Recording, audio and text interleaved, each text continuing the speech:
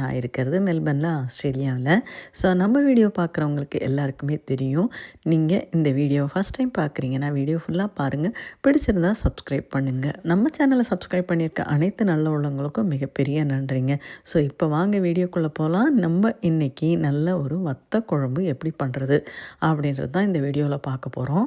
So இந்த வத்தல், சுண்டக்காய் வத்தல் வந்து நான் வந்து ஸ்ரீகுமரன் ஸ்டோர்ஸ்னு சொல்லிட்டு ஒரு தமிழ் மளிகை கடையில் வாங்கினேன்.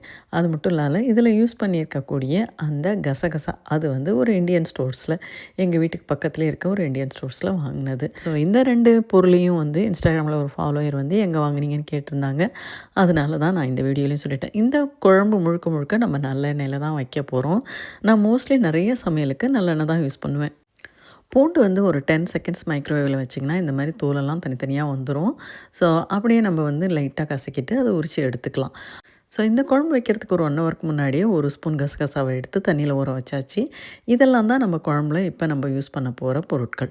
சாம்பார் வெங்காயம் வந்து ஃப்ரோசனில் தான் வாங்கியிருக்கேன். அது மட்டும் இல்லாத கருவேப்பிலை வந்து நம்ம வீட்டு செடியிலேருந்தே எடுத்துக்கிட்டாச்சு. ஸோ இதில் வந்து வெந்தயம், கடுகு, உளுத்தம் பருப்பு, ஒரு பிஞ்சு பெருங்காயம், இது 3யும் போட்டு நல்லெண்ணெயிலே தாளிச்சுக்கணுங்க. அதுக்கு முன்னாடி அந்த எண்ணெயில் தான் நான் வந்து சுண்டைக்காய் வத்தலை வந்து வறுத்து எடுத்துக்கிட்டேன். ஸோ அதே கடாயில் அதிலே எண்ணெயை ஊற்றி தான் இப்போ மற்றதையும் செஞ்சுக்கிட்டு இருக்கேன். ஸோ வெங்காயத்தை ஃபஸ்ட்டு போட்டுட்டேன். ஏன்னா அது ஃப்ரோசன்றதுனால கொஞ்சம் வதங்கிறதுக்கு டைம் வேணுமேன்றதுனால. காஞ்ச மிளகா வந்து சும்மா ஒரு ஃப்ளேவருக்காக தான் போடுறது. அதுக்கப்புறமா வந்து கருவேப்பிலை போட்டு ஒரே ஒரு பெரிய வெங்காயத்தை நல்லா பொடியாக நறுக்கி போட்டாச்சு.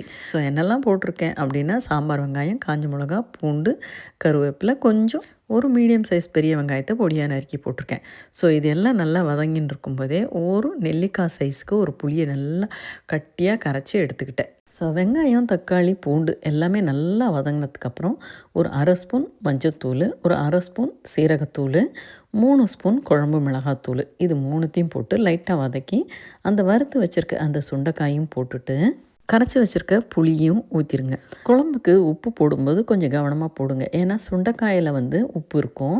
வெங்காயம் வதக்கும்போது நம்ம ஒரு 4 கல் உப்பு போட்டு வதக்கியிருந்தோம் அப்படின்னா அதுக்கப்புறமா வந்து இப்போ லாஸ்ட்டாக குழம்புக்கு போட போகிற உப்பை வந்து நீங்கள் அட்ஜஸ்ட் பண்ணிக்கோங்க.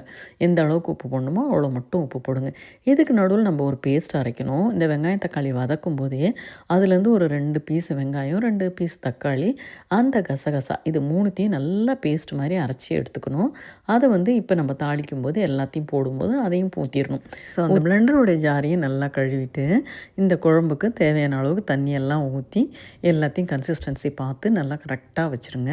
அதுக்கப்புறமா வந்து ஒரு சின்ன பீஸ் வந்து நம்ம வெல்லம் போட போகிறோம். வெல்லம் வந்து கட்டாயம் போடணுங்க. ஏன்னா அப்போ தான் வந்து இந்த காரக்குழம்புடைய டேஸ்ட் வந்து பேலன்ஸ் பண்ணி செம்மையாக ஒரு டேஸ்ட் எடுத்து கொடுக்குறது இந்த வெல்லம் தான். அதுக்கப்புறமா வந்து இந்த குழம்பு வந்து தண்ணியாக வைக்கக்கூடாது. கொஞ்சம் திக்காகவே, ஒரு மீடியமாகவே திக்காகவே வச்சிட்டிங்க அப்படின்னா கொதித்து அது வந்து எண்ணெய் வந்து நல்லா மேலே வந்துடும். குழம்பு வந்து கரெக்டான ஒரு கன்சிஸ்டன்சிக்கு வந்துடும். ஸோ வைக்கும்போதே வந்து கொஞ்சம் தண்ணியாக வச்சிட்டிங்கன்னா ரொம்ப நேரம் கொதிக்க விடுற மாதிரி இருக்கும். ஸோ இந்த குழம்பு வந்து நீங்கள் 5 மினிட்ஸ் நல்லா ஹை ஃப்ளேமில் கொதித்து அதுக்கப்புறம் பார்த்திங்கன்னா அப்படியே அடக்கி விட்டு சிம்மில் வச்சுருங்க.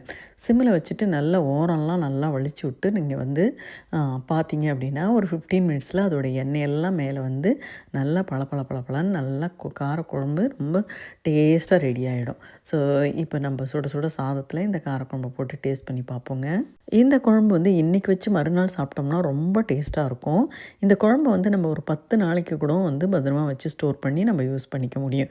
ஒரு 2 நாள் சாப்பிட்டதுக்கப்புறம் தூக்கி நீங்கள் நல்லா ஒரு கிளாஸ் கண்டெய்னரில் போட்டு ஃப்ரிட்ஜில் வச்சுட்டிங்க அப்படின்னா ஒரு 4 நாள் 5 நாள் கழித்து கூட நீங்கள் எடுத்து யூஸ் பண்ணிக்க முடியும். ஸோ ஒரு வீடியோ பண்ணுறதுக்காக நாங்கள் ரொம்ப மெனக்கிடுவேங்க. ஸோ இந்த வீடியோ பிடிச்சிருந்தால் நீங்கள் கட்டாயம் ஒரு லைக் பண்ணுங்கள், கமெண்ட் பண்ணுங்கள், சப்ஸ்கிரைப் பண்ணுங்கள். இந்த வீடியோ யாருக்கு யூஸ் ஆகுமோ அவங்களுக்கு ஷேர் பண்ணுங்கள். தேங்க்யூ ஸோ மச் ஃபார் வாட்சிங்.